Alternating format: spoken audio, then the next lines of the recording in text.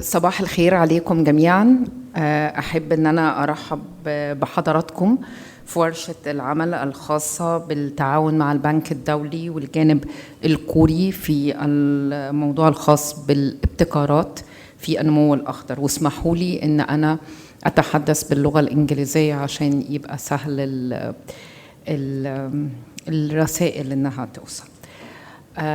Mr. Stefan Gamber, the director of the World Bank in Egypt, and Mr. Sang Q. Lee, the director at the Ministry of Economy and Finance.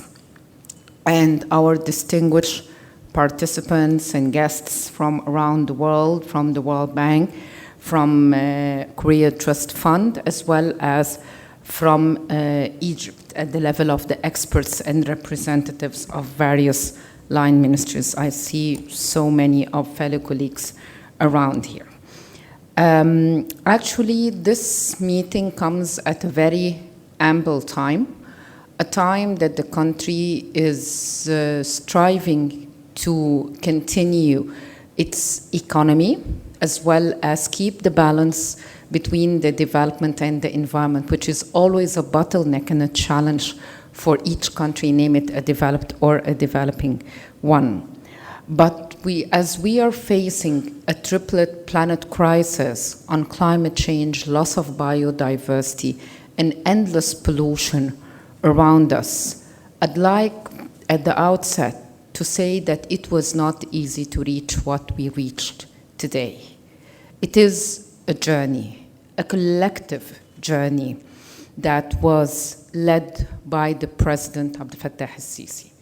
At the very vast development paradigm shift that Egypt was going through the last 10 years, we wanted to keep environment at the heart of the development process of so many sectors. And in fact, that's not easy. For those who's coming from the environment sector, they know that we always have to make trades-off and we make a balance. And how can we win over? Is it conservation of natural resources or vast development process that we need to give for our people?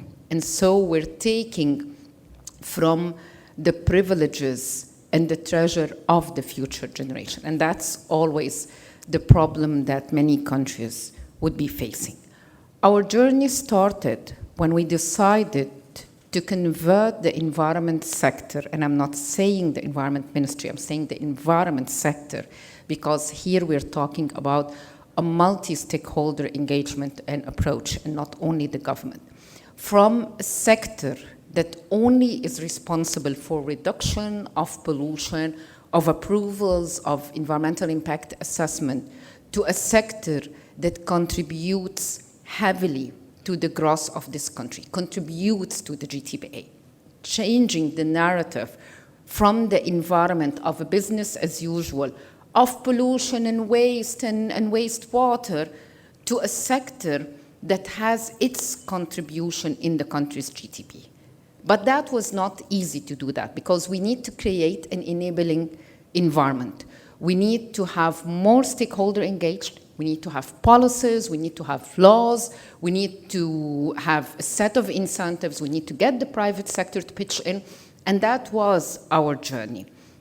Our journey was very much when we started to make that we focused on reducing the level of the pollution, and thanks to the World Bank, because they have been one of the unique partners with us, as well as other UN agencies, in reducing pollution in different sectors, especially the industrial sector. And now we're having our Greater Cairo Air Pollution Climate Change Program, the biggest program that we started with the bank a few years ago. And that was, for me, a business as usual. We need to reduce pollution. We will have targets. We'll work with development partners, and we will keep the ball rolling on that. But the one that was always a bottleneck is how can we exemplify the conservation of the natural resources? How can we bring that into reality to the benefit of the Egyptian citizens? And this is how we started to develop our protected areas, include the local communities in jobs in protected area for conservation, giving private sector concession for the private sector in protected area in order to provide services such as ecotourism. In other words, we started creating the product of ecotourism in Egypt within the protected area. And for us, that was a very good example, for example, to make the balance between tourism activity that's overusing the natural resources and overusing the coral reefs and the marine life and the environment. So we started to keep that balance where everyone around the table will be winning and will be having either a reduction in their operational cost if we're talking about hotels who are going to put PVs or treated wastewater that will be recycled, or segregation of waste if they are inland, or the diving centers if they're abiding with the environment and how they can reduce their operational cost. And this is how we started to mingle and bring the private sector and bring the concept of the conservation of natural resources.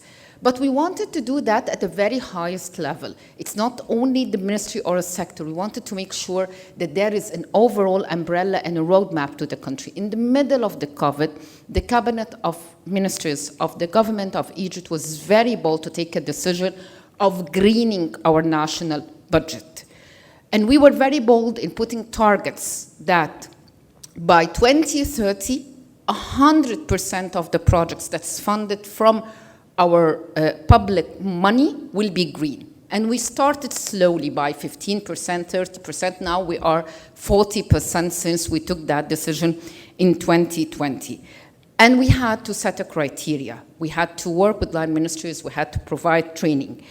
And from the environmental sustainability criteria that lead to the green transition of our public projects, we wanted more engagement of sectors that was important for us. I am happy that we have our colleague Dr. Said Ismail here, because treated wastewater was one of the areas in the sanitation. And it was never at that time of 2020, how can we pull the private sector into that area? How can we package that as part of adaptation, not a business as usual part? So we have announced the first ever green bond in the Middle East. And the sectors where we focused on was not the business as usual sectors. It was a sector like the wastewater. It was not the renewable. The renewable is a business as usual for us. Not meaning that it's not important. It is important, but it's profitable. So we have to bring the challenge to the table and be able to face that. So waste management was one area that we wanted to announce the green bond. The treated wastewater was another area, and the sanitation. And this is how we've been trying to move one benchmark and one step ahead in our challenges. And during that time also, we wanted to make sure that we have a stable, solid ground for the investors to come to Egypt. And that would not happen with a decree by the Cabinet of Ministers or a green bond that is a transitional period. We need to have a law. So for the first time, Egypt has announced its waste management law. And the waste management law deals with all kinds of waste, and the beauty of that is that it is based on a circular economy, and it includes the actual participation of the private sector to provide the services of the full integrated waste management law with all waste stream. And that was a shift in the way we're doing business. Before that, for example, municipal solid waste, it is the municipality that would do that kind of work, and very little contribution from the private sector. And we only think of the private sector of running up the facilities, the treatment facilities, but we never thought of the design, build, and operate, for example, for the facility of the treatment. We never thought of how can we come up with a waste to energy tariff for the private sector to be included, including not only the waste, the municipal waste, but we included also the sludge, the biomass, and we open up for the investors, and we have now a pipeline of those who would be interested to work on that, and we signed the first contract with the private sector for waste-to-energy facility in El Giza.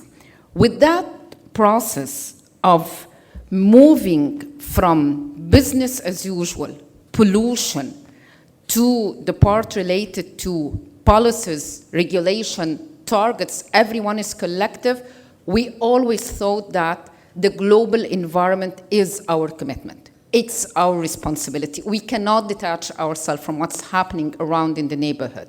So part of our work was to continue leading on issues such as biodiversity, where we took over the presidency of 2018, and we were honored and privileged with our African brothers and sisters to start drafting the roadmap for the biodiversity post-2020 that was just adopted last year with the China presidency.